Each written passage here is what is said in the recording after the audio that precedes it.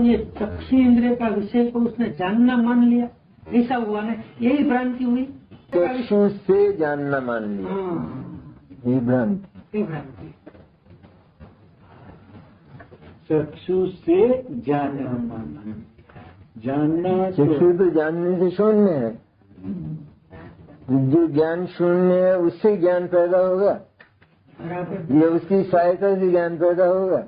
तो क्या सहायता देगा वो? कुछ नहीं। जो निरक्षर है वो साक्षर बनाएगा किसी को।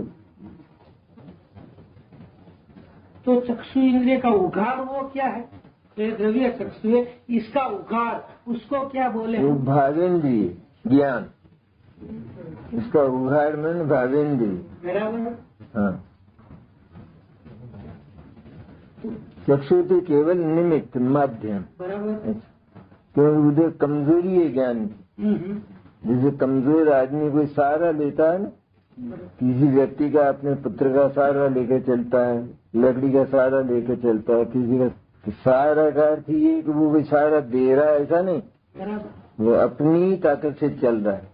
वो इधर अपनी ताकत, उधर लकड़ी का होना, दोनों साथ साथ होते हैं, लेकिन उससे नहीं सहायता होती, अब उससे चला नहीं जाता। अब मैं लकड़ी से चलता हूँ ऐसा कहता है,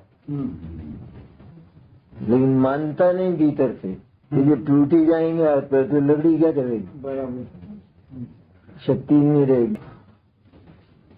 तो भावेंद्रिय को का ज्ञान का शब्द प्रयोजन क्यों किया? भावेंद्रिय ज्ञान मतलब भावेंद्रिय मैंने इंद्रियों के माध्यम से होने वाला ये ज्ञान है। द्रवेंद्रिय मैंने ये पौधे, बराबर। और भावेंद्रिय मैंने इनके निमित्त से जो ज्ञान होता है उसका नाम भावेंद्रिय।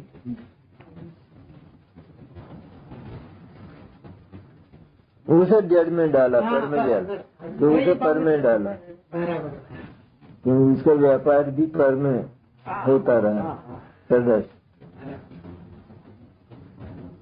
है। तो ज्ञान पर में डाल दिया, क्योंकि पर का सहारा ले लिया। पर का ही है ना, तो पर का ही है ना सदैव। हाँ, तो पर में ही व्यवसाय करता है निरंतर।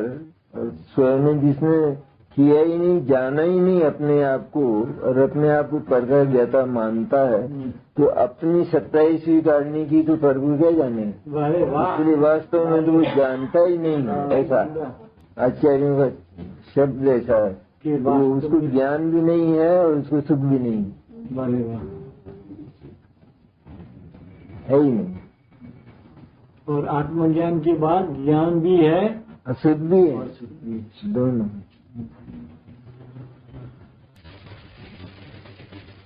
के साथ राग पैदा होता है, क्योंकि अनुभूति नहीं हुई। अनुभूति नहीं हुई तो ये ज्ञान का विकल्प है, तो ज्ञान का विकल्प है, इसलिए राग पैदा होता है। और ज्ञान जब निर्विकल्प होकर अनुभूति रूप बन जाता है तो फिर राग का जन्म नहीं होकर सुख का जन्म होता है, अतीन्द्रिय आनंद।